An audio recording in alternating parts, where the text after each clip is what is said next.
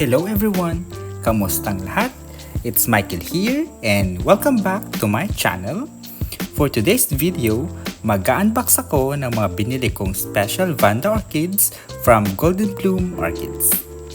And if you are looking for ng iba't ibang klase ng orchids, you can check their page at sobrang dami ng choices.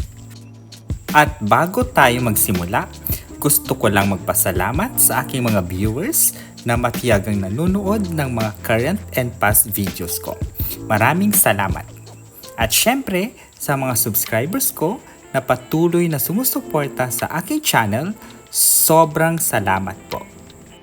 And if hindi ka pa nakasubscribe, pakiclick na ang subscribe button para naman updated ka sa mga videos ko for boogies and orchids. And going back to our main topic, I ordered 8 blooming sizes special Vanda orchids and 2 seedling sizes. I will be naming the ID of each of the Vanda orchid and will be sharing the future flowers. And pasensya na, medyo OC lang, char, para kasi mas maganda na wala yung mga papel-papel. This is the first special Vanda orchid. And as you can see, maliit lang siya pero nag-bloom na. The ID is a cross between Vanda vietnamica and aerides huletiana. And I assume this is a fragrant Vanda and the flower of this one is yellow.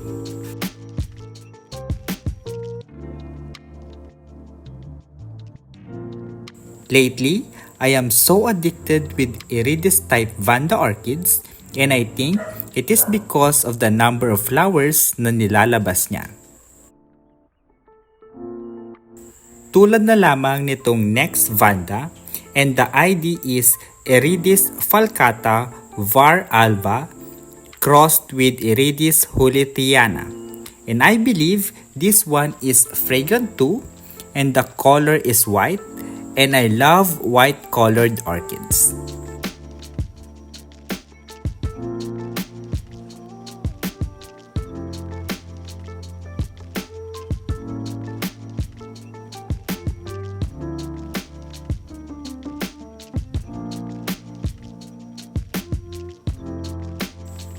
The third special Vanda orchid is another aerides type variety and the ID is aerides magnifica crossed with aerides lawrenceae.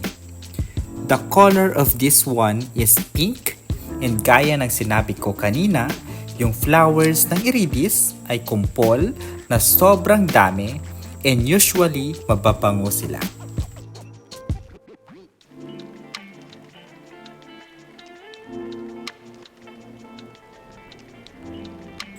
Itong susunod na orchid is another color white Vanda and yung flower niya is maliliit na sobrang dami din. Yung ID nito is Vanda culistis alba. Diba, hindi ko naman favorite ang white kasi most of the orchids na binili ko is white. At gustong gusto ko din yung culistis blue and culistis pink pero next time na yon at mag-iipon muna. Char!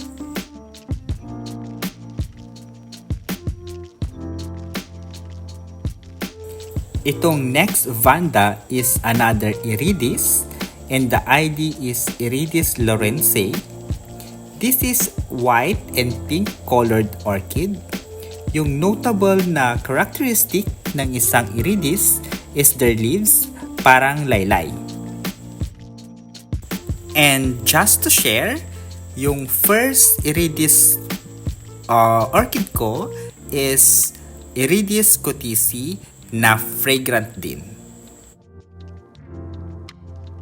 Yung next orchid is I'm a bit surprised kasi akala ko seedling lang siya pero sa size niyang ganito is blooming size na pala. And the ID is Vanda magnifica alba and another white colored orchid and ang saya-saya, di ba?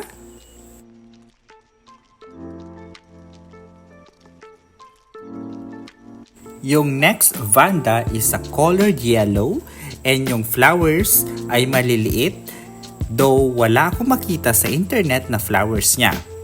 The ID is Tessellata Yellow Star, and I believe this is also mabango dahil isa sa features ng Tessellata ay yung pagiging fragrant.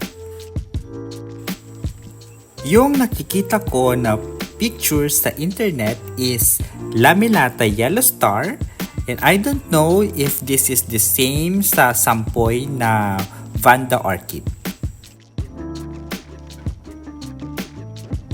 And last but not the least na blooming size is a double plant, and the ID is Vanda Johanna Longren if I pronounce it correctly.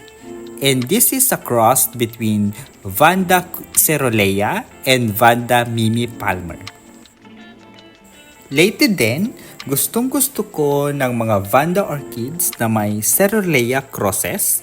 Yung meron ako is Vanda Rothschildiana, which is a cross between Vanda Sanderiana or the Waling-Waling and the Vanda Cerulea.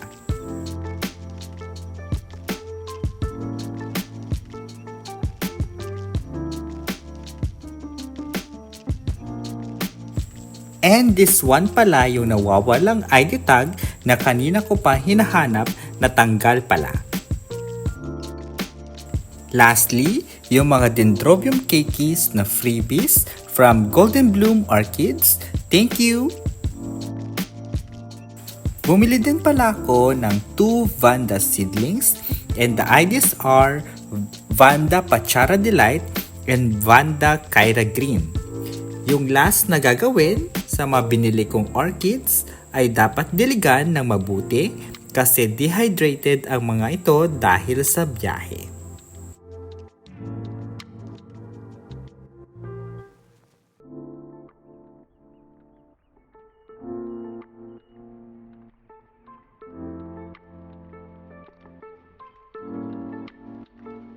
So there you have it, guys.